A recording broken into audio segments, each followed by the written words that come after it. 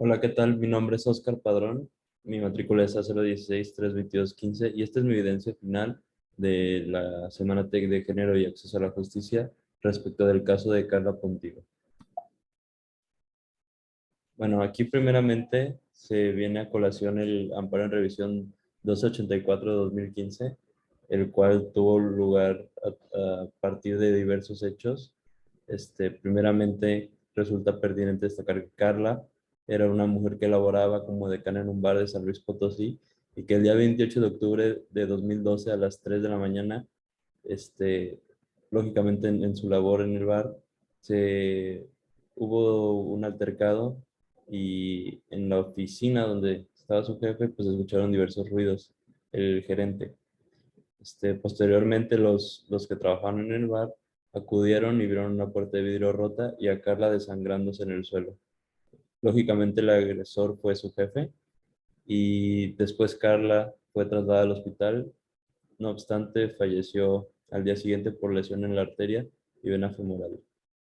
Pues aquí fue un amparo que llegó hasta la corte y tuvo bastante injerencia en la perspectiva de género de hoy en día y se tocaron diversos temas como el derecho a la verdad, de acceso a la justicia, derecho a la reparación, los derechos a las víctimas, la investigación con perspectiva de género, cuáles serían las garantías judiciales, la participación de las víctimas en los procesos penales, eh, muchos aspectos del delito de feminicidio y la violencia de género. Bueno, aquí resulta sumamente indispensable destacar del proceso judicial eh, que primeramente hubo una denuncia por parte de la madre y el hermano de Carla, de la víctima, ante el Ministerio Público. Una vez que se presentó la denuncia, se realizó una investigación. No obstante, no se le reconoció el carácter de víctimas a la madre y al hermano,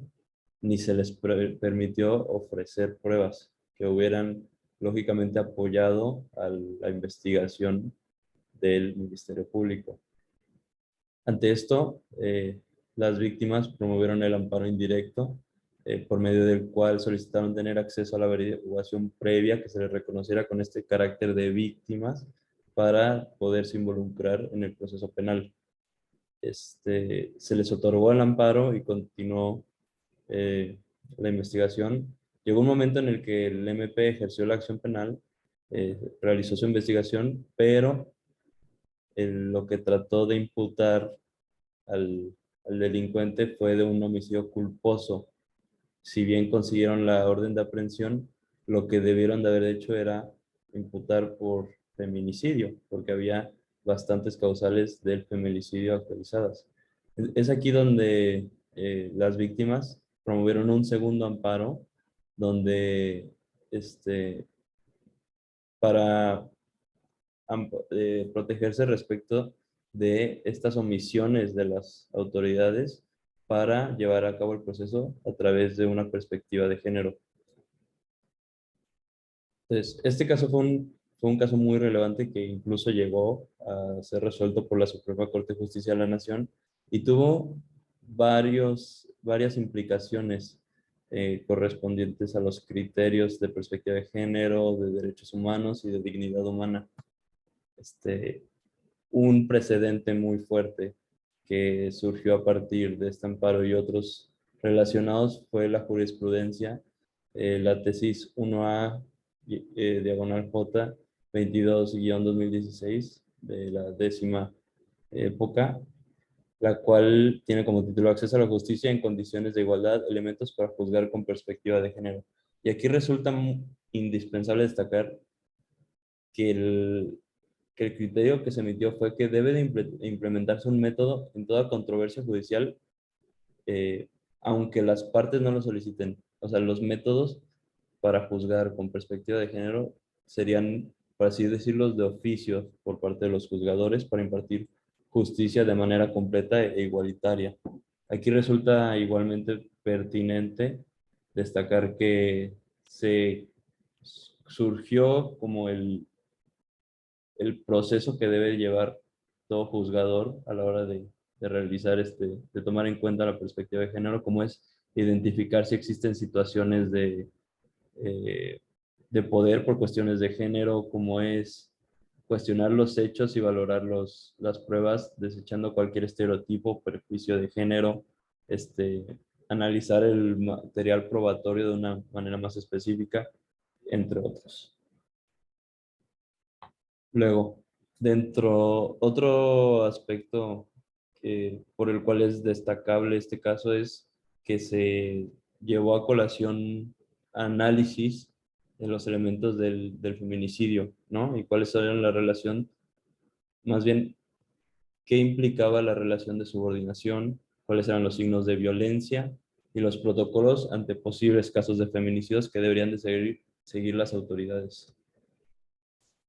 Ahora bien, para destacar las fallas institucionales que hubo en el caso, tenemos esta tabla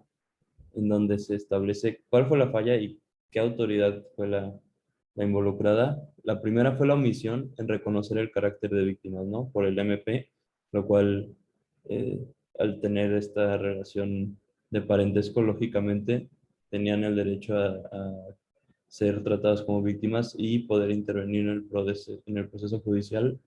Después, el no investigar atendiendo a los protocolos de perspectiva de género, también por el MP. También no permitir la participación de las víctimas, que se está involucrado con no reconocerlas, el no permitir sus aportaciones para esclarecer los hechos. También, el, y esto es muy relevante, el no ejercitar la acción penal por homicidio, como lo platicamos hace unos momentos, debió haber sido por feminicidio, porque se tenían diversos factores que podían actualizar el delito de feminicidio. Mismo que en lo que falló el juez de control cuando dictó la orden de aprehensión en permitir que no se atendiera la perspectiva de género. También el juez de distrito, esto fue en el amparo, ya en el segundo amparo que promovieron, el cual les fue negado, en no analizar las omisiones del MP, y eso es un tema que resolvió la Corte y tocaremos más adelante, y que va relacionado con el siguiente, que es no juzgar con perspectiva de género y negar el amparo. Y aquí es muy importante destacar que, a pesar de que por la vía procesal pudiera ser improcedente el recurso que promovieron, aquí lo importante era que los actos reclamados ameritaban un estudio de fondo que aún así podía analizarse en el amparo indirecto, por más que el juez de distrito considerara que debían haber promovido un amparo directo. Bueno, ahora pasamos a los derechos vulnerados. Primeramente, el derecho de acceso a la justicia, el cual se encuentra estipulado, dispuesto por el artículo 8 de la Convención Americana y sus correlativos de la Constitución. Y este fue vulnerado al momento en el que se les negó a las víctimas, a los familiares de Carla, el carácter de víctimas y poder llevar y desarrollar el proceso jurisdiccional. También el derecho a la verdad, mismo en el artículo 8 de la Convención, que tiene que ver con el esclarecimiento de los hechos y cómo, al negárseles la oportunidad de intervenir en el juicio y ofrecer pruebas, se estuvo negando este derecho a esclarecer los hechos. También el derecho a la igualdad, pactado por el artículo 24 de la misma convención, toda vez que no se tomó en consideración eh, la perspectiva de género y cómo debieron de haber actuado de manera equitativa las autoridades. Y finalmente el derecho a la reparación del daño, que está consagrado por el artículo 25 de la Convención Americana. Bueno, aquí ahora vamos a pasar a cómo, a través de la resolución de la Suprema Corte, se repararon o intentó reparar los derechos vulnerados. Lógicamente, Carla, que perdió la vida, no, eso es irreparable, pero para efectos del juicio de amparo, ¿cómo es que se pudo garantizar ciertos derechos? Entonces, primeramente se otorgó el amparo y la protección de la justicia federal, lo cual para sus efectos, ordenó al Ministerio Público investigar con perspectiva de género e informar a las víctimas sobre los avances en el tal procedimiento, también a garantizar que la acción penal, lo que comentábamos hace rato, que se ejerciera a través del delito de feminicidio, no solo un homicidio culposo. Y aquí también es importante destacar los estereotipos que existieron dentro del caso, toda vez que, y esto lo resolvió la Corte en su sentencia, es que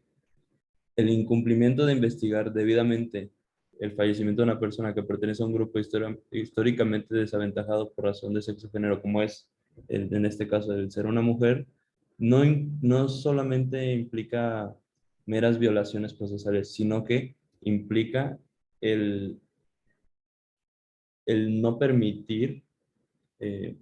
el, el ejercicio de derechos de estas personas, el vulnerar las garantías individuales más allá de una simple violación procesal.